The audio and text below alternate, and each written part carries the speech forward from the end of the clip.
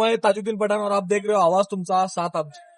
काही दिवसापूर्वी जिल्हा परिषद आणि पंचायत समिती जे मतदान झालेले होते त्याचा जो आज विजयाचा जो दिवस आहे आणि त्याचा जो मतदानाचा आज निकाल लागलेला आहे त्याच्यामध्ये विजयी उमेदवार शांताबाई लक्ष्मण आदावळे यांना जे ज्या पद्धतीने विजयी प्राप्त झालेला आहे आपण त्याचे थेट संवाद साधणार आहोत। तुम्ही असंच पाहत राहा आणि बघत राहा आवाज तुमचा साथ आमचा। साहेब काय म्हणणार ज्या पद्धतीने जनतेने तुमच्यावरती विश्वास ठेवलेला आहे आणि आज जो विजयाचा गुलाल तुम्हाला लागलेला आहे?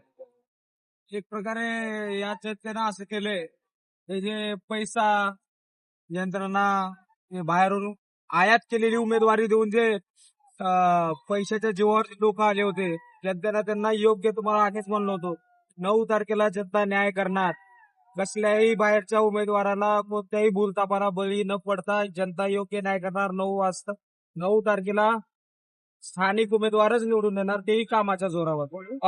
पण या मतदानामध्ये असे मी दृश्य आपल्याला पाहायला मिळाले कुठे ना कुठे एकीकडे बलाढ्य शक्ती आणि एकीकडे एक तरुण युवा पिढी लढत होता, त्याला घेऊन तुम्ही काय म्हणायचं? बापरे ह्याचं उत्तर लय मोठं आहे कारण एकीकडं उमेदवार पैसेवाला मोठा उमेदवार स्थानिक आमदार हे विरोधात आणि एकीकडं 10 वर्ष आमदार असलेले ते पण विरोधात, म्हणजे 2 आमदारांच्या विरोधात आणि पूर्ण मोठ्या पैसेवाला उमेदवार आहे त्याच्या विरोधात माझ्यासारखं एक सामान्य कुटुंब वडिलांचं नाव चेहरा आणि काँग्रेस पक्षाचा विचार घेऊन या रिंगणामध्ये उतरला आणि येणाऱ्या काळात नक्कीच जनतेने यांना जागा दाखवून दिली आणि हा 5 वर्षाचा काळ आता पूर्ण जनतेसाठी असणार।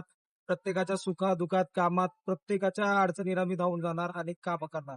मतदानाच्या कालावधीमध्ये ज्या पद्धतीने जनतेसमोर ज्या आश्वासने केली गेली ज्या आश्वासनाची त्यांना एक ठामपणे एक भूमिका मांडण्यात आली की आम्ही या निवडल्यानंतर या गोष्टीवर काम करू, तर आता रमण आदावळेंना ज्या पद्धतीने जे विजय हवा होता ज्या पद्धतीने त्यांना लोकांनी जे भरघोस मतांनी विजय करून दिलं तर येणाऱ्या काळामध्ये त्या आश्वासनावरती कशा पद्धतीने काम केलं? 100% ज्या ज्या गावामध्ये मी जे जे आश्वासन दिले येणाऱ्या 5 वर्षाच्या काळात आणि जे आश्वासन दिले नाहीत तेही काम येणाऱ्या 5 वर्षाच्या काळात 100% पूर्ण आपण करणार आहोत। आणि मला जे भरपूर लोक काही निवडून आले असतील वेगवेगळ्या पक्षामध्ये, पण हे निवडणूक माणुसकी विरुद्ध पैसा होती आणि हे माणुसकी विरुद्ध पैसा असल्यामुळं या पूर्ण मला वाटतं जिल्ह्याचा अभ्यास जर केला तर आम्हाला म्हणजे आपल्याला जेवढी लीड भेटली आहे तेवढं मला वाटतं कुणाला लीड एवढी भेटली नसत। 100% आणि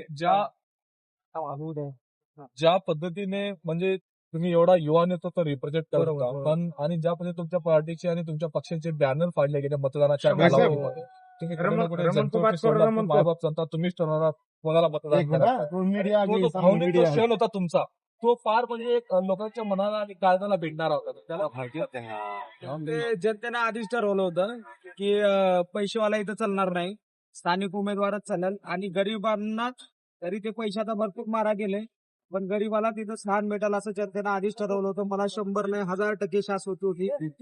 पूर्ण जनता माझ्या पाठीशी निश्चितपणे भक्कमपणे माझ्या पाठीमागे उभा आहे असं 2 मिनिट हो ज्या पद्धतीने आता येणाऱ्या काळामध्ये असे कोणते मुद्दे असतील त्याच्यावरती रमण आदावळे काम करणार आहे? येणाऱ्या काळामध्ये सगळ्यात महत्वाचा मुद्दा आमचा रस्त्याचा असेल।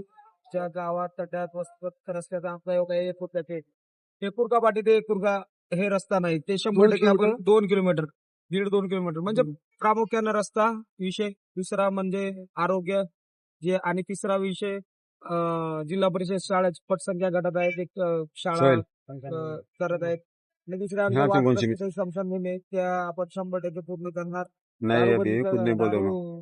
विक्री जे आहे अवैध अवैध दारू विक्री ते पूर्ण आपण ते दारू जे आहे अवैध दारू ते आपण पूर्ण त्या शासनाच्या पाठपुरवठा सारखं करून ते अवैध दारू आपण बंद करणार। म्हणजे येणाऱ्या दिवसामध्ये येथील जनतेला आणि नागरिकांना चांगले दिवस येणार आहे, 100% चांगला दिवस येणार आहे आणि प्रत्येकानं हक्काला मला फोन करून रमण माझं इथं काम पडले चला गाडीमध्ये बसा ते काम करून येणार 100%।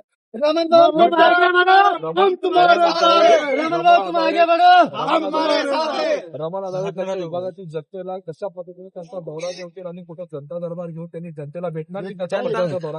माझा जनता दरबार माझं कोणतं ऑफिस नाही काही नाही, हे रस्ताच माझा ऑफिस आहे, प्रत्येक गावातलं बस स्टँड माझा ऑफिस आहे त्याच्यामुळे माझं ऑफिस वगैरे काही नाही। रस्त्यामध्ये जिथं ते माझं ऑफिस असेल आणि तिथं आपण 100% तिथं काम। Thank you so much. तर हे होते लक्ष्मण आदावळे साहेब की त्यांनी ज्या पद्धतीने त्यांना जो विजय प्राप्त झालेला आणि येणाऱ्या काळामध्ये त्या मुद्द्यावरती कशा पद्धतीने काम केलं हे आपण पाहत राहू, असंच बघत राहा आणि पाहत राहा आवाज तुमचा। Thank you so much.